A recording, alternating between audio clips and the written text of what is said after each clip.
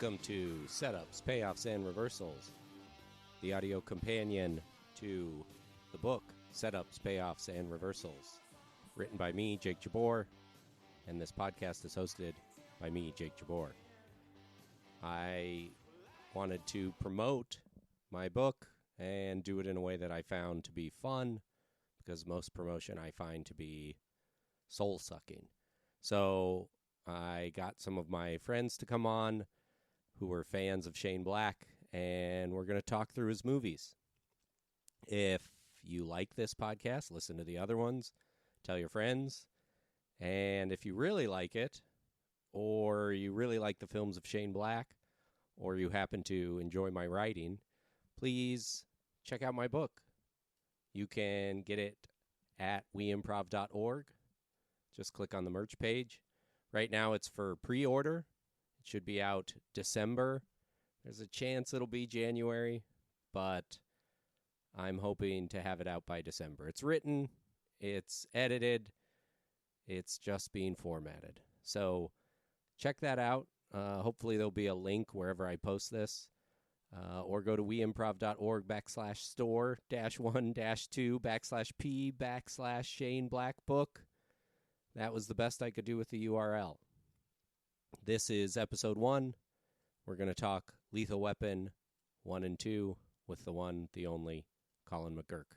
Let's get into it. Starting things off is my friend, actor, comedian, teammate, improviser on Bitchin, Colin McGurk. Hi, Colin. Hi, Jake. I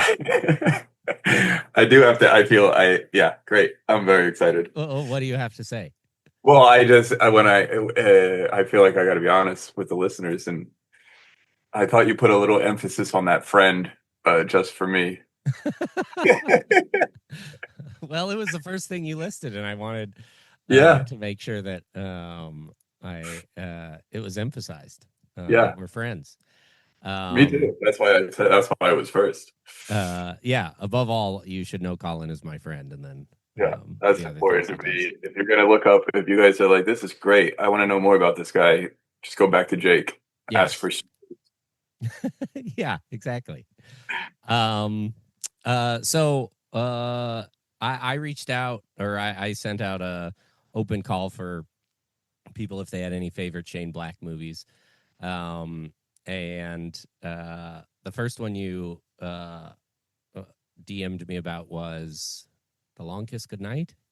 Long Kiss Goodnight. Yeah, absolutely. Which I will say, I don't think I knew it was a Shane Black movie until you had started writing your pieces about them. Yeah. About the movies and everything. And it makes so much sense now why growing up me and my brother loved that movie. Okay. But it was on a pretty steady rotation, and I still, to this, once you get to it in your podcast, I still to this day try to pull off what I think is a very good Samuel L. Jackson joke, not impression, where in the beginning he is pretending to be a police officer.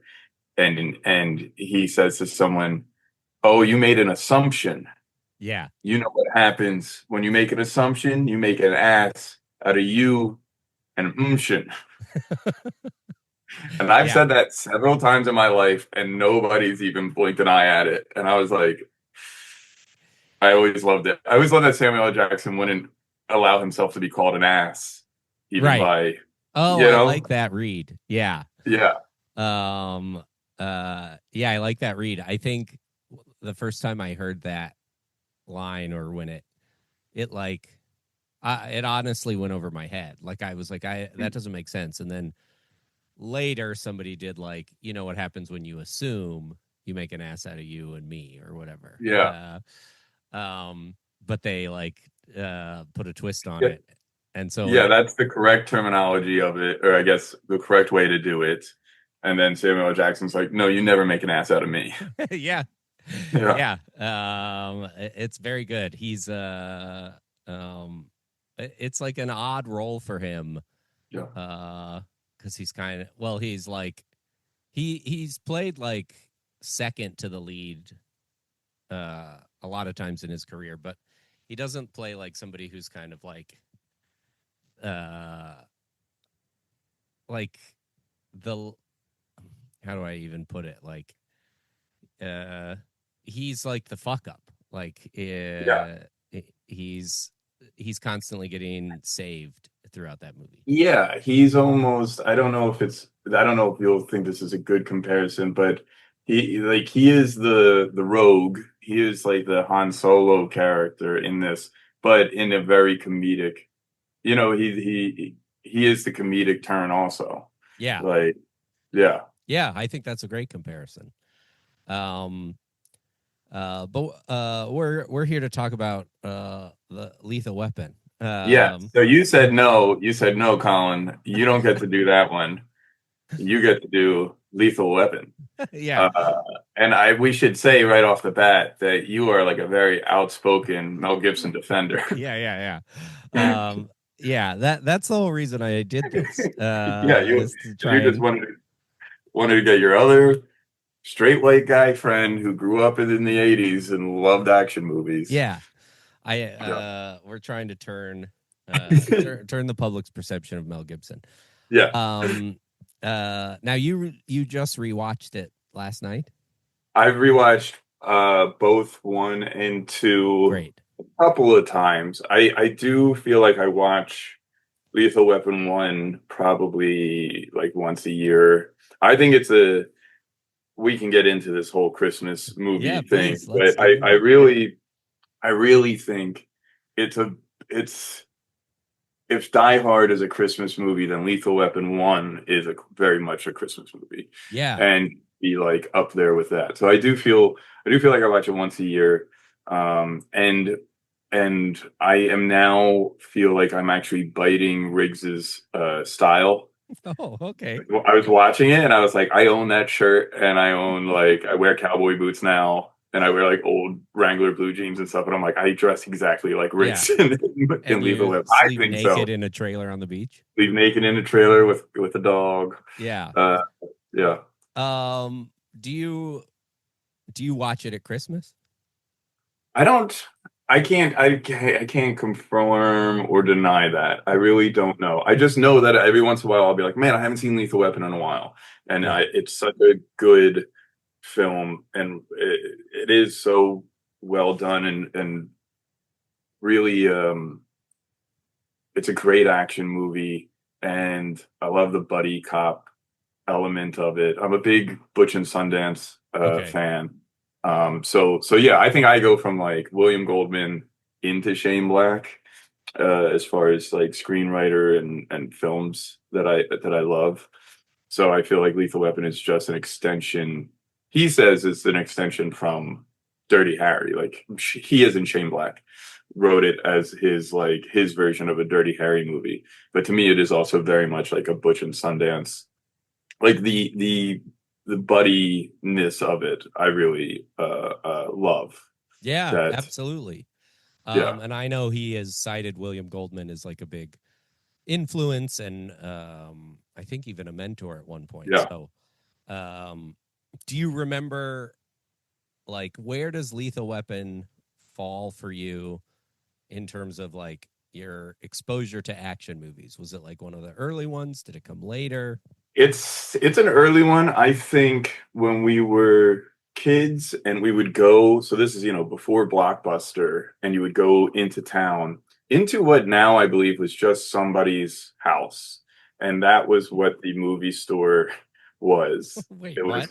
I mean, like in my hometown, it was off of Route 130, and it was just kind of like a small one-room apartment that was that had shelves, and it had a beaded curtain for, the dirty movies and stuff. But it was barely a storefront. Yeah. It very much seemed like it was built. It originally could have been somebody's one-room apartment, like a studio apartment that was. And again, this is New Jersey in 1990. So it was not. There was no Blockbuster. There were no chains, video stores, or anything like that. But we would usually go towards the Stallones and the Schwarzeneggers the Van Dams. I think a lot more kind of that style of action. I mean, anything. I saw all those Van Damme movies. Anytime we saw his face on a box, a VHS box, I would get that. I've seen all the Arnold movies and a good amount of the Stallones, I'd say. But like those were more like I don't think Mel Gibson was that kind of draw as an Yeah. action hero to us as kids.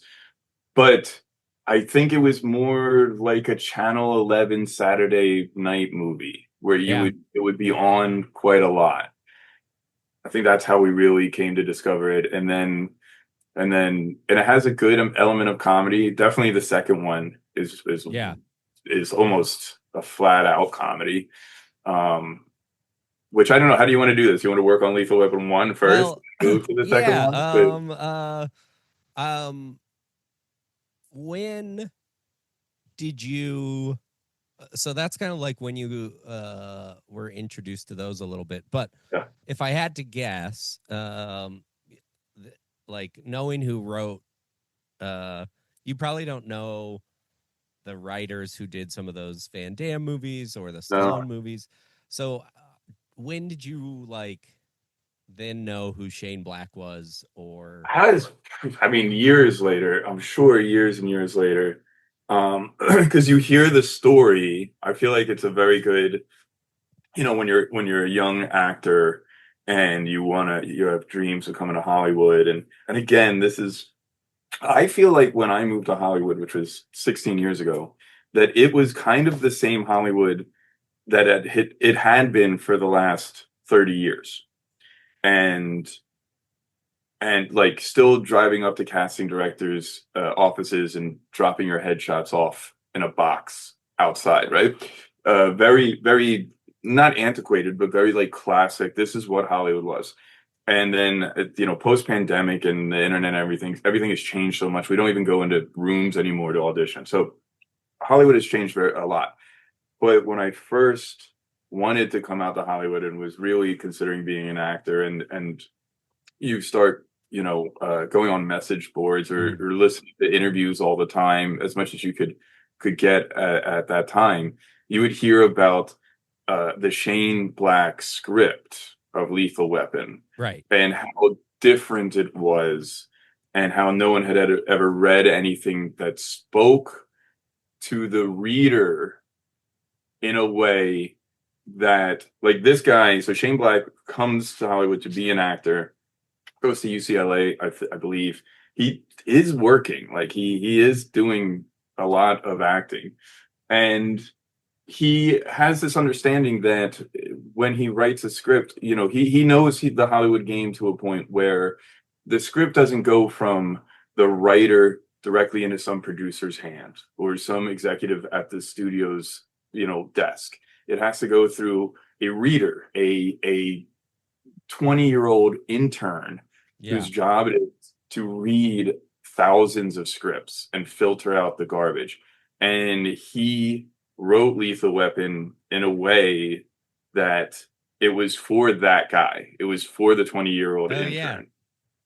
And so, like, this story of, like, there's all different ways to break in, and you got to be different, and you got to make big jumps and everything. So it was probably in my 20s that I learned about the Shane Black, the screenwriter. Okay. And I think that's how it was probably like approached to me, like, you got to do something to stand out, and you got to, each step of the way, you got to win somebody over.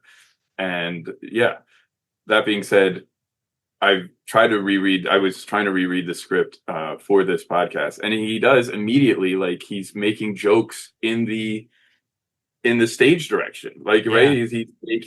he's talking to you, the reader, not painting the picture as much, but like putting in little jokes and stuff, and it's great. Yeah. It's a really great script. I haven't read the whole thing, but yeah, you like look for those the stage directions, or like um he gives this isn't even necessarily related to that, but one thing that I noticed when I was like reading through it is like He gives the age of Murtaugh. He gives the age of Murtaugh's wife and kids, and he never gives Riggs's age. Mm. Riggs is just like this kind of lone gunman, and he just had like such a specific vision that then, yeah, he sort of like tells you a story. So it's like he pays a lot of attention to the details you need to know, and is very aware of the stuff that he like leaves out. Like it's like, oh, you don't need to know how old this guy is. He was in Vietnam, Yeah. and people think that he's crazy. Um, Hey, and then you have this. He's partnered with like an idyllic family man who's like tired, yeah. and yeah, it's great. I feel that he writes the way you would imagine a really good storyteller would tell you a story at a bar. Yeah, You know, like you're in a circle of people and someone's telling this great story and they're crushing it. yeah, And like yeah, that's how this screenplay reads. Like yeah. you're right. He embellishes little things here and then leaves out major details here and then moves in that way that you're hanging on every word. Um, the just again, I want to draw the Murtaugh description is yes, you're right. It is great, but this is a very classic, another classic thing. Do you know Marion? I had to look up her name because I know this story also. Marion Daughtery, No, casting director, okay, right? For Lethal Weapon. Goes to either Richard Donner, the director, or Joel Silver, the producer, and says, I want you to see, for Myrtle, I want you to see Danny Glover. okay, And very famously, and I don't know which one it was, but let's say it's Richard Donner. Very famously, Richard Donner goes, but he's black. yeah, And Marion Daugherty is like, where in the script says that he's white? And there was no description. There right. was no racial description.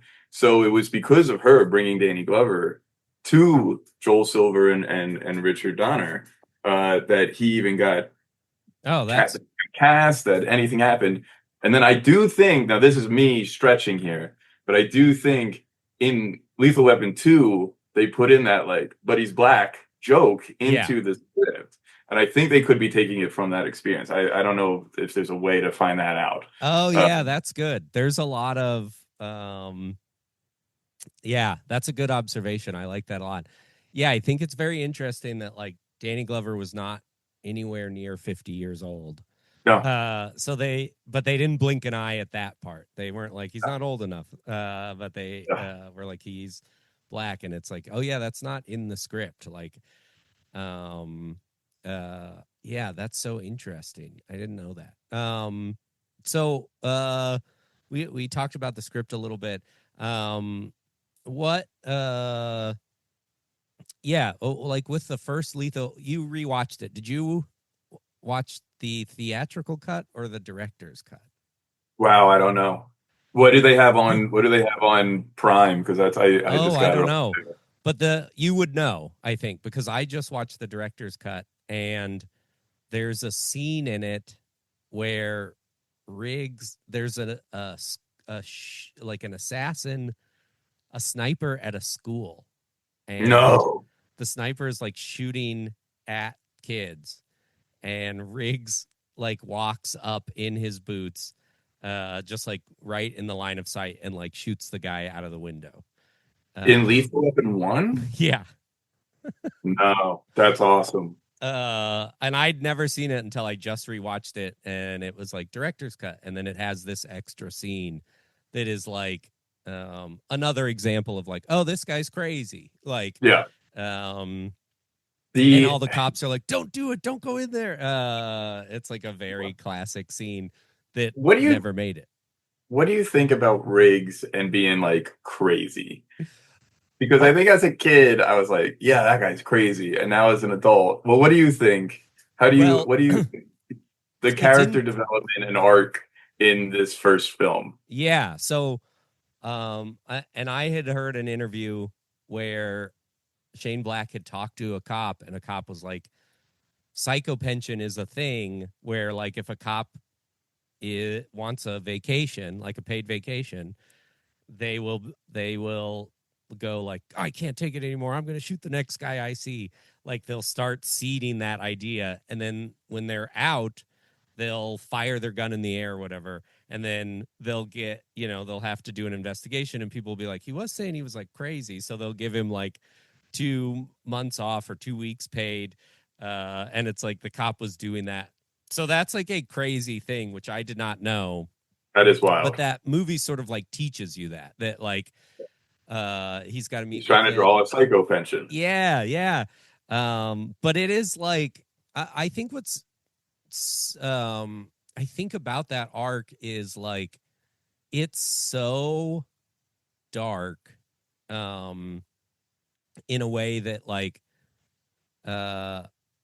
I don't know. I don't want to do a ton of like, oh, you wouldn't see that today, but I think that the idea of him actually having like suicidal ideations and like wanting to kill himself is such a like on the one hand it's like, yeah, you could see somebody in their 20s writing that because nothing really like feels like it has any weight in your 20s, so it's like, yeah, it's the stakes are higher if he's like suicidal.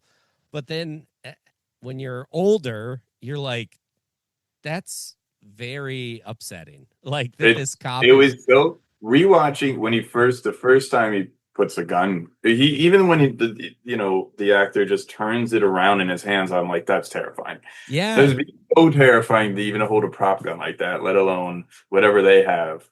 But just the image of him just holding it that way is terrifying. Yeah, and you're right, because I was that you've got me there, because the moments when he's alone really do show his like distress, his mental anguish. I was more referring to all the Three Stooges bits, right, that he does when he's like out in public and they're like, "You're crazy, Riggs," and he's like, he's doing slapstick. Yeah. Like, not that crazy. It's such a silly way to show someone to be insane. And that Looney Tunes, like the first one does the Three Stooges stuff, and he does Three Stooges in all of them. But the second movie starts with the Looney Tunes like overture or whatever. Yes. Yeah. Yeah. The movie starts. And you're like, as a kid, it's like, oh, this is so fun. Like, these are adults. They're kind of like live action G.I. Joes, but it's not like taken seriously. Like, it's like, oh, there's Looney Tunes and he likes the Three Stooges. Like, he is such a character for a kid to be like, this is cool. And it's like, on the other hand, he wants to kill himself. Kill himself, and also goes complete rogue, renegade cop. Psycho, like, I will kill anyone that stands in my way. Yeah. Which, in the movie, you're just like, oh, it's earned. We're on his side. But again, rewatching more as an adult, I'm like, this guy sucks so much. This guy should not be a cop. Like, this is not cool. The first movie ends with him fighting Gary Busey to almost like to the death on their front lawn, where all the other cops watch and are just like, fucking let's go. Yeah. They're like, Murtaugh is like holding them back so he can fight him, and he's like, break his fucking neck. Like, it's so extreme. And then at the end of the movie, he goes to the Murtaugh's house, and Rianne opens the door, and he gives her a bullet, and he's like, I don't need this anymore.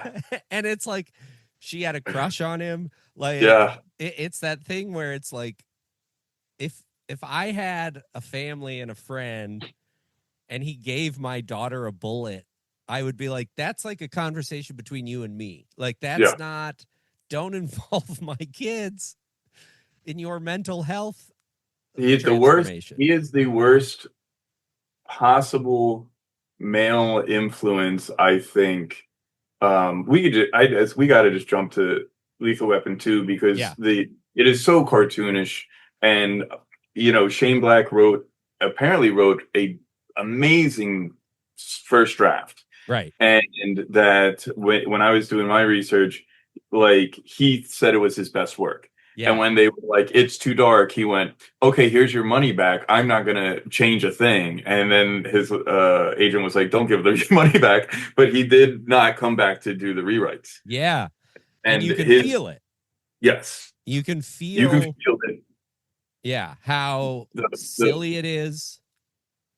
And like, it's so much more comedic. Joe Pesci's character, Leo gets insane. Like there's a line in it where it's almost like that they had to use it in the trailer where Riggs goes, "We're back, we're bad, you're black, I'm mad." Yeah. It's just like, yeah, that's it. That's Lethal Weapon in a rhyme, in a verse. Yeah. And they don't mention race at all. You're right, in the first one. And then the second one, there's like the apartheid, and that might be part of the original draft, but it's like, I believe it was black and white is a focus in a way that it wasn't in the first film.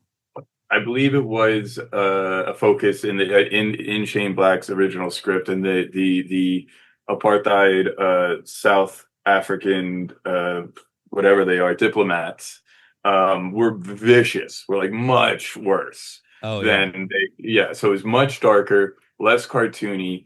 But in this second one, rewatching it, what I was saying about Riggs being the worst male influence for like young men is there's a scene with the young secretary in the grocery store where he's followed her to the grocery store, and he admits, it's like, I followed you here because I want to ask you out, basically.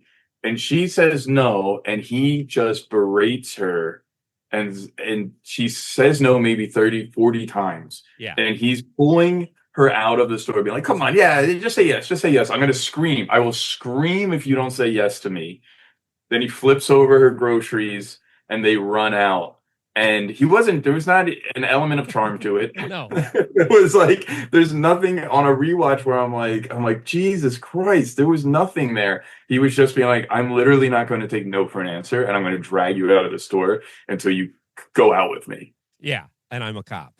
And I'm a cop. And I have a gun. Yeah.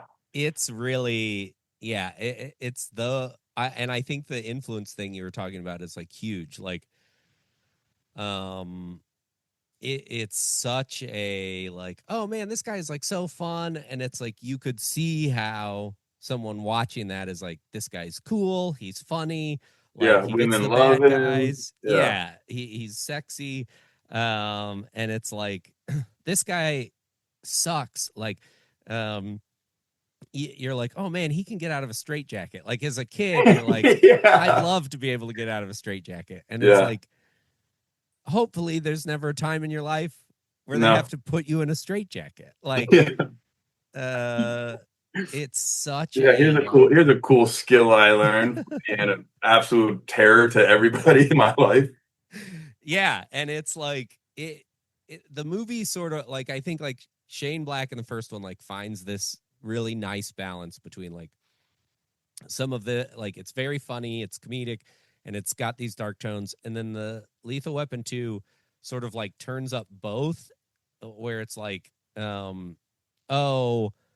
it's much wackier and much sillier, but it's also like more unhinged. Like, yes, he loves car chases, and like, he's Murtaugh's daughter wants to become an actress. She gets her first commercial work, and it is for condoms. And Riggs is relentlessly like razzing him about it. Yeah. Then at one point, the villains break into Murtaugh's house and like tie him and his wife up, and then they release him. It's just a warning, and they release him. But then even after that, Riggs brings a condom tree to work to terrorize his friend. Yeah, after his friend has been a victim of a home invasion. Yeah. Where they say, like, imagine what we're doing to your children right now. Yeah. And then like 2 days later, Riggs is like, hey, remember your daughter was in that condom commercial? I'm not gonna let you forget that.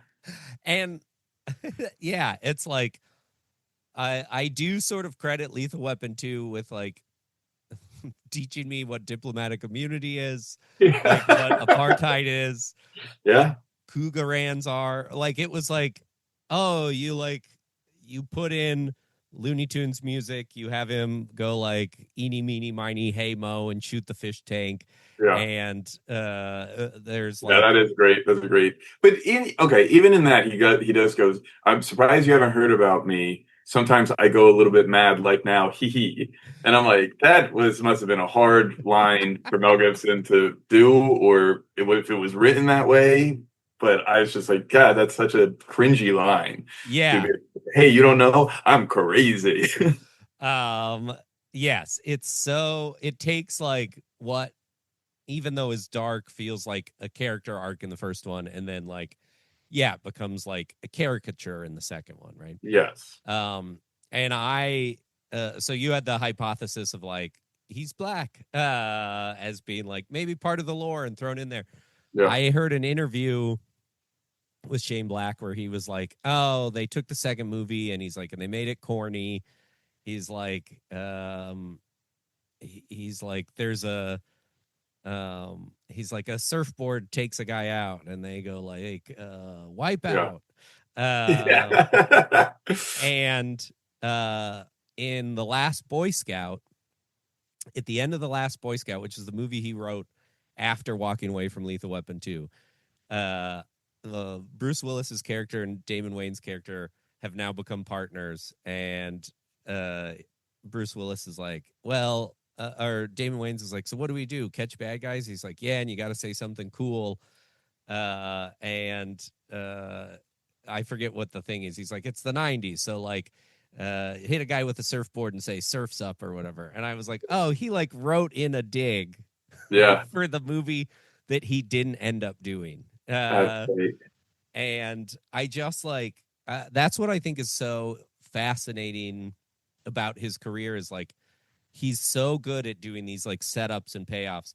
And his entire career is that. It's like, this script Yeah. was awesome. He should have been like, like the world is his oyster. And then he walks away from the sequel and writes his dark movie and he gets Bruce Willis and it bombs. Yeah. And Lethal Weapon goes on to be this huge franchise. It's like every time you're like, oh, this guy's got it figured out. It's like, no. And he walked away from Lethal Weapon 2 and then sold The Last Boy Scout for the highest the spec script has ever been sold. So it's always like he's down, Yeah. he's up. He's down, he's Lethal, up. so he sells what? He sells Lethal Weapon 1 at 22 years old, something Yeah. like that. So he is the Wonder Boy. Heard an interview where he was talking about he had a friend after. Now this is after Last Boy Scout. This might have been after the Last Action Hero and Long Kiss Goodnight. And someone was like, "Hey, do you want to be a part of the Academy?" And he was just like, "Yeah, sure, why not?" Now you have to get what's it called when someone sponsors you? Someone Yeah. sponsors you and then they like take a vote and stuff. And they said, come back to us when you have a greater body of work. Right. And he was just like, that was an absolute just fuck you from like the writers in Yeah. guild and everyone just being like, no, dude, you are like, go fuck yourself. You're not going to be a part of the academy. You've been instantaneously on top of the mountain since the time you were 22 and have made more money than everybody else. Yeah. And we fucking hate you. And it is this weird. How is he an outsider? He's an outsider on his house on the top of Mulholland Drive. Yeah. And he's an outsider when his script shaped what action movies look like Yeah. for the next 40 years. It's like any good buddy cop, buddy action movie, I think you're right. I think Butch Cassidy and Sundance Kid is probably the original one. But I think he modernized it and everything after that. It's like Bad Yeah. Boys, Rush Hour, and all the bad ones too. Tango and Yeah. Cash, which I like, but is trash. But it's like It's try. I keep trying to put it on, and I can't make it very far into it. I get distracted so easily from Tango and Cash. I'm a and huge Kurt Russell fan. I think Kurt Russell is like the coolest guy since Paul Newman, like in movies. and some of his clunkers are also great, but that one is I can't get It's through tough. it. It's so ridiculous. Yeah, everybody kind of like took the wrong lesson away, which is like make Yeah, these guys super cool yeah, and that they don't follow the rules or whatever. And it's like, practically invincible. All the other cops are like, it is so cartoonishly like the cops are just pure evil in that movie. Like they're just the scum of the earth. Like toxic masculinity. Like yeah, it's yeah, bad. it's very bad. Yeah, Um, we're not here to so, talk about Tango and Cash. like what, Well, let me ask you. Let me ask you because okay. you are a huge Shane Black fan. We talk about him, a lot. I feel like we do fall into conversations about him often, and we compare things that we. I mean, I know I've compared Bitchin shows to being like that was like a Shane Black scene. Yeah, yeah. Because of those reversals and because of those setups. What is it like? What was your discovery? How did you come across this guy? Because you are a great writer and screenwriter and everything. And what has his influence been on you? That's very kind of you to say that. I I didn't know the the reason it's sort of special to me is like his movies, the scripts he wrote were some of my favorite movies, and I didn't know who he was. Yeah, And I don't think I knew who he was until Kiss Kiss Bang Bang. And yeah, then and that was at the time it was like I saw that movie and IMDb was like now a thing. So it was like you could go look on IMDb and be like, who wrote this? And it's like Shane Black. And then it's like, go to his filmography. And it's like, he wrote The Long Kiss Goodnight. I love that movie. And it's like, he wrote Last Action Hero. It's like, I think that movie's a blast. He wrote Lethal Weapon. Like, it was just a string of like, I've seen these movies half a dozen times. Uh, it, it was such a like, oh, I have a taste I didn't know I had a taste for. yeah. Um, uh, I and yes. yeah, Keep going. No, I'm sorry. Just keep going. I uh, agree with that. Like, oh, I have a taste that I didn't know I had. yeah, and I usually can get like, and he's on the outside, like you said. It's so strange. So he's been able to sort of be this uh, point for me, or that I can like this marker that I can point to when it's like, yes, I'm very aware of how cliche it is that I'm like a 40-year-old man who loves action movies and like I love Die Hard and I will talk about those movies. Um, but I bet I can show you one that you think is great and you haven't seen, even if you're not like The Long Kiss Goodnight almost never fails. Like Yeah, most people haven't seen it and you can put it on and people are like, holy shit, this is great. And it's like, yeah, this is not Tango and Cash. Like this yeah, is not probably the trashy ones you've heard of. And in a lot of the interviews, he talks about like, or the interviews he was doing for Play Dirty, the new Amazon one, he was like, it's based on a series by Donald Westlake, who pseudonym was Richard Stark or something, I think. And he's like, those are the books that you're like, that readers of detective novels, they're their favorite books. And he's like, right, they're the books that you ask the bartender, like, what do you drink? Those are the right. books they pull off the shelf. And Yeah, I yeah. feel like, It's the good stuff, and this is what they offer you. Yeah, yeah. And it's not James Patterson or any right. of those. And I feel like his movies, unintentionally, he did the same thing where it's like, no, this isn't the Wild Wild West or the Born Identity. Well, the Born Identity is great, but it's like, this isn't the one that you think of that made $100 million.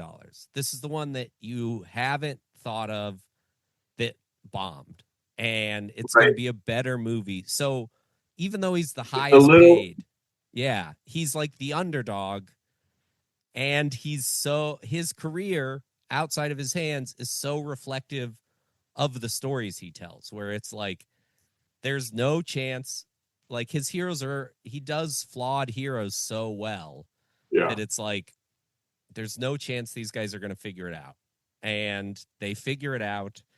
But it's not because they're like, Mel Gibson. I think like Riggs is the character that's like the most badass, and with every movie after that, the characters become like more flawed. Like I think Charlie Baltimore, Gina Davis's character in The Long Kiss Goodnight, is like a total badass, but she's struggling with amnesia, so it's like she doesn't have all her skills about her. And then you It's watch amazing. these other Tango and Cash, it's like those guys have no faults. Yeah, they're invincible. They're Yeah, they're completely invincible. But then, I mean, I honestly, when you get to Kiss Kiss Bang Bang, and Robert De Niro is a buffoon, yeah, he's a total fuck up and thief and loser, and but you're cheering for him the entire time, and the payoff at the end is great. And Val Kilmer, one of the coolest actors yeah, ever.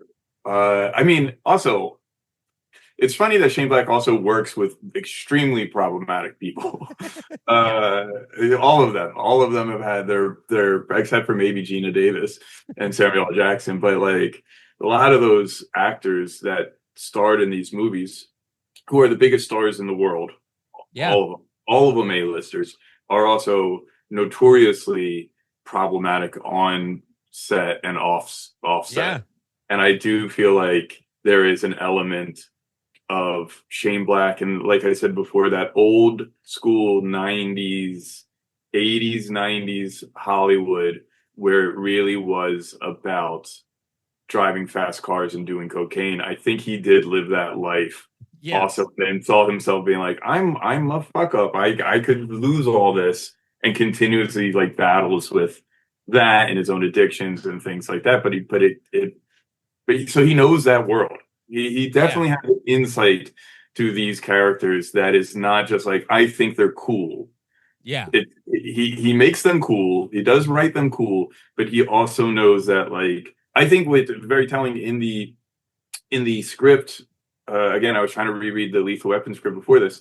The introduction to Riggs is he's under a pier, and there's these dock workers who are kind of torturing a dog, and they're drunk, and they come up, and he comes up, and he's like, "Do you mind if I sit down?" And he pulls out a bottle of Jack Daniels, and they're like, "Okay," and they question his sexuality, yeah, and in the script, it is the three dumb dock workers that are making these derogatory comments.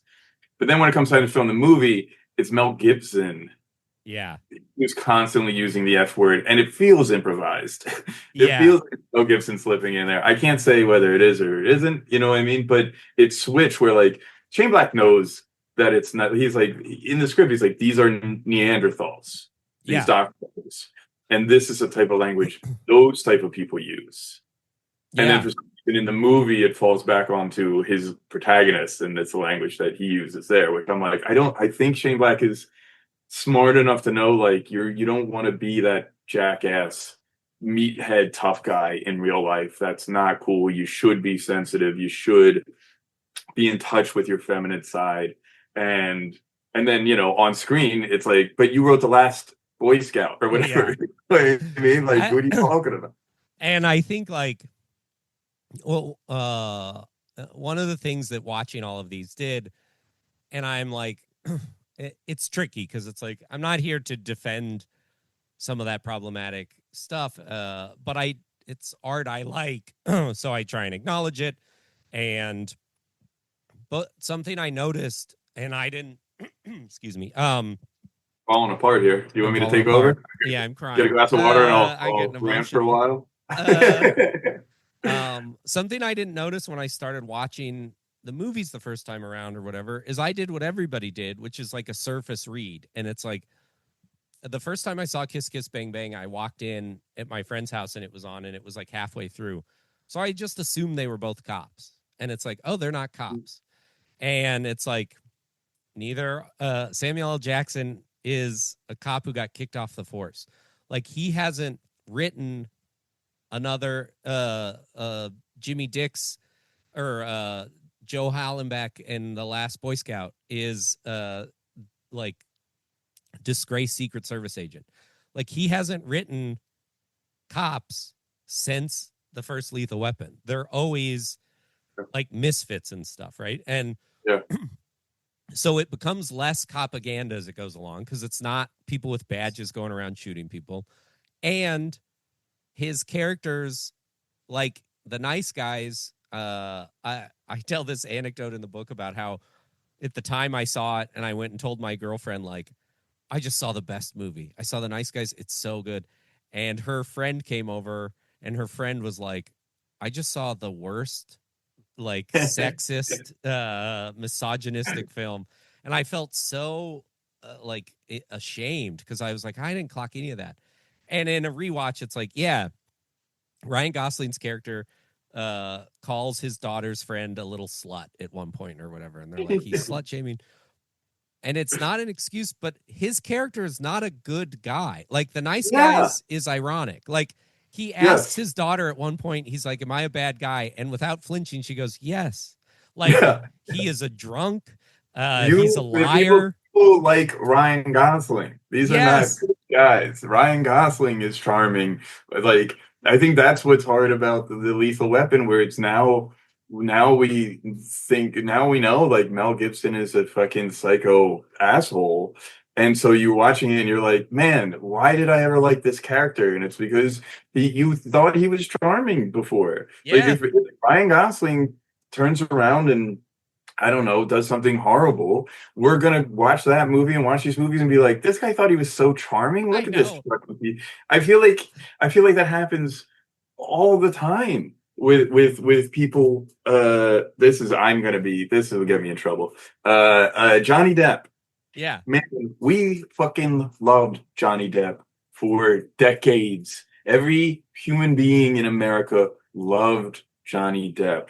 And then the scandal with his wife, I think that's Amber Heard, right? Yeah. All that happened, and all of a sudden, boy, did Keanu Reeves look really good to Yeah. America. We were all being like, we've loved Keanu Reeves forever. No, you didn't. You thought he was dumb. You didn't think he was a good actor. Like, people panned Keanu Reeves for most of his career, and we held Johnny Depp up on a fucking pedestal, Yeah. and then just switched overnight. And it's like, yeah, fuck yeah, like, these guys are charming until they're not. But what you're to your point is that, like, yes, he is not writing characters that you are supposed to side with. Yeah.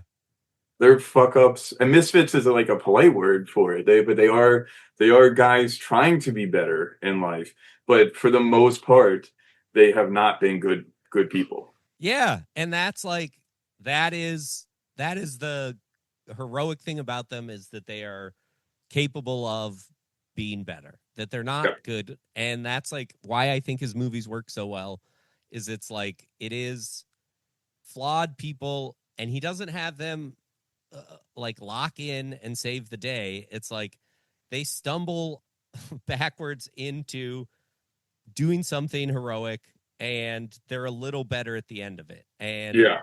I think that Keanu Reeves and Johnny Depp thing is so interesting too, because it's like, man, I love the John Wick movies. I love them so much. And part of it, what I'm realizing in talking to you, is like, it's that Keanu Reeves is a guy that I like, because that Yeah. movie is about a bad person, like a grieving hitman who murders hundreds of people.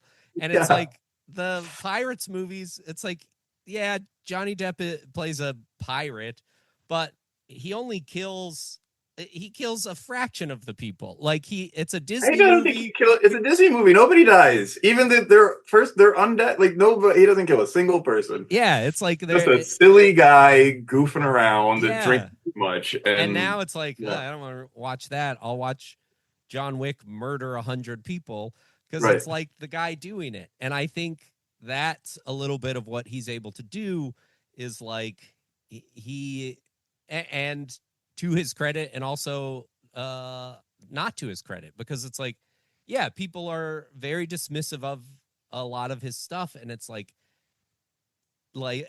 he has fewer body counts as the movies go on. Like, he writes Yeah, for sure. movies where people die less, but he can't come out and go like, I'm actually killing fewer people in this. Like, Yeah. Yeah. it's like nobody wants to hear that. But it's like and I have no evidence of this. I have no knowledge, but what I credit him with a little bit is like, if you have a fan base that is entirely men in their 40s who grew up in the 80s and are older, and they love your Lethal Weapon, and you're able to get them to watch your next movie and your next movie, and in that movie they're not cops, and in that movie maybe the female character has a little bit more dimension, and it's like, yeah, he's not an activist or a community savior, but it is like they're not going to watch something that feels sanitized, but they might watch a movie that's written well and feels cool. And then Yeah. you go like, in hopefully 10 years, 20 years, you look back and you go like, yeah, some of that stuff's not great, but also I feel a little better that I wasn't rooting for a cop to go fucking Right. like To crazy. terrorize, yeah, to go rogue and yeah, pull a woman out of a store and threaten a kid with a gun. And yeah, it is true. I just to get back to the writing of Lethal Weapon 1 and that character Riggs, in the research of, like, I also Shane Black, he really is brilliant, because for him to conceptualize, he always talks about it as being like the old gunslinger. Mm-hmm. And I'm like, my man, you are way smarter than that. And to conceptualize this idea that like a soldier comes back from Vietnam, and as they were treated like villains and treated like monsters, but he is so programmed and to know that there are horrors in the world and everything, that one day they're going to need this lone gunman.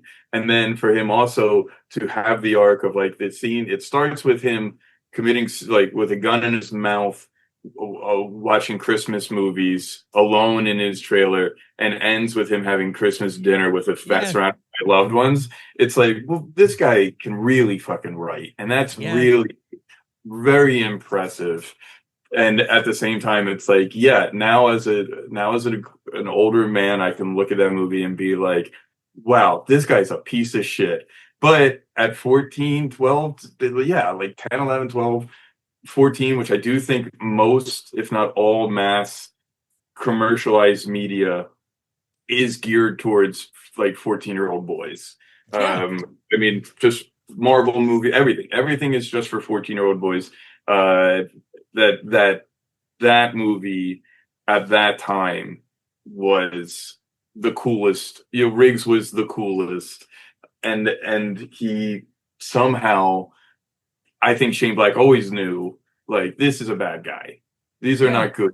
These are not good people. But we can sanitize it, or at least spin it in a way that people are going to go absolutely apeshit for him. And then you put, Mel Gibson in his height, as in that character role, walking around naked, showing his butt off, and people go nuts. Yeah, it's and they franchised it, right? They like made Lethal Weapon into like kind of a 4-quadrant movie where it's like, yeah, you can watch this.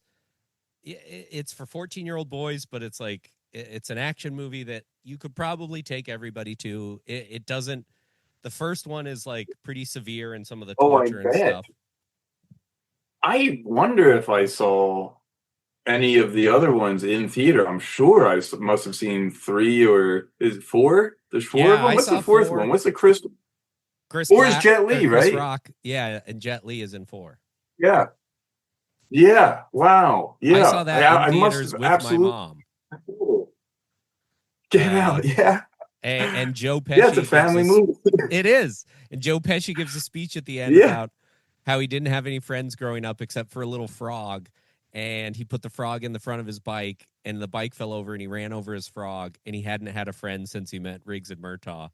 And it's like such like emotionally manipulative, and it's like, but I remember when I saw it and I was like, oh my God, like that's what friendship is. Like, and Shane Black had nothing to do with any of that, and I think you can tell and feel it. And I think I mean, isn't there a line in one of the later ones where it's just like, we're family, and they're all throwing their arms around each other, yeah. like a picture taken? I Yes. remember that. And I remember my brother talking about one of the later Mission Impossibles, and he said, oh, they're trying to do the Lethal Weapon thing where it's like, we're not friends, we're family. And I'm like, oh, I see. So it's lost some of its edge. Yeah. Like, 19-year-old boys talking, but yeah. And Like, it Fast and the definitely, Furious did the same thing. Like, yeah, yeah. everybody, I feel like aped his style, but they didn't. It's all like a washed out version of it. That's like, Yeah. even the Fast and the Furious. It's like, and I didn't write about that at all, but talking to you, it's like, yeah, that's like a buddy cop movie. And it's like, it's a but they're complete, both so cool. God, because I mean, I always compare Fast and Furious as just a ripoff of Point Break, which is one of the greatest movies Yeah. of all time. And now I'm like, oh, what is Point Break taking from Lethal Weapon? Because it has to be, but it's Catherine Bigelow, who is a genius in Yeah. her own right, and there's so much about that. Both Gary Busey movies. Both Gary Busey movies. But yeah, those buddy movies really popped after Lethal Weapon for sure. Because before that, it was Dirty Harry. Right. It was Parker, right? It was Cool Hand Luke. Like, it was solo people. There's Butch and Sundance, but then there was also just Jeremiah Johnson, right? There's just a solo man against the world was what the 70s were about. And then the 80s were a little bit more like, oh, I'm friends. You can have a friend. Friends you can platonically and in a very heterosexual way with another man. You can have a friend, and you can be a man and have a friend. And I think that brings us full circle, Colin, because it really does. That's my friend. Thank you, friend. Thank you for having me. Who knows if we would have taken the time to be friends over a podcast and talk if it wasn't for Shane Black on multiple levels. That he taught us at a very young age that it's okay to be 40 years old and have a friend. Hey, man, we're back. We're black. I couldn't think if it give me $1 million to come up with a quick rhyme about me and you, and I would just piss my pants. We can get it's I don't know. Shit. We really should have ended. We should have ended. We make it work. I don't know. It's in there somewhere. Colin, do you have anything that you want to promote or plug? You and I do a show at the UCB Theater every second Friday of the month at 10 p.m. with our improv team Bitchin. Mm-hmm. We're going to go to San Francisco Sketch Fest in January, I believe, end of January. But the next 2026 San Francisco Sketch Fest. You can find me on the internet, TikTok, Random Sentence Improv, and I rarely do it, but I had this what I thought was a great idea for TikTok videos, and I fell off it. But I'm still trying to make content, and that's it. That's all I have right now. All right. Colin, thank you so much. This was so fun. I could do this I was like, you're the best. The longest we'll go is an hour, and then an hour was up, and I was like, I could do this for 3 more hours. But I checked at like the 30-minute mark, and I was like, we have barely scratched the surface, in my opinion. Thanks, buddy. All right, buddy, you're the best. You're the best. I'll see you next time, I'll see you tonight. Yeah, we have a show in a couple hours. Yeah. I'll see you. All right, bye. Okay, that was episode 1, talking Lethal Weapon 1 and 2 with Colin McGurk. Thanks for listening. If you enjoyed it, there's going to be more episodes on the way. We're going to cover all the Shane Black films and have lots of fun guests on. And the whole reason for this is I wrote a book called Setups, Payoffs, and Reversals, the films of Shane Black. I watched all the films over and over and tried to talk about them in a thoughtful, hopefully clever, and interesting way. You can get that book at weimprov.org under merch. It's available for pre-order. It should be out by December, January at the latest. I've been wrestling with perfectionism and the paralysis that comes with that, and also wanting to make this and put it out there. So that's what I'm doing. It's been a labor of love, and it kind of held me together this year. So I hope you'll check it out. That's weimprov.org. You can click on the merch page. It'll be right there. Or weimprov.org/store-1-2/P/Shane Black Book. I couldn't figure out how to change the URL more than that. And then if I can figure it out, I'll put a link in the description or in the Substack. If you like this, let someone know. And thanks for listening. All right, we'll catch you at the next one. Bye.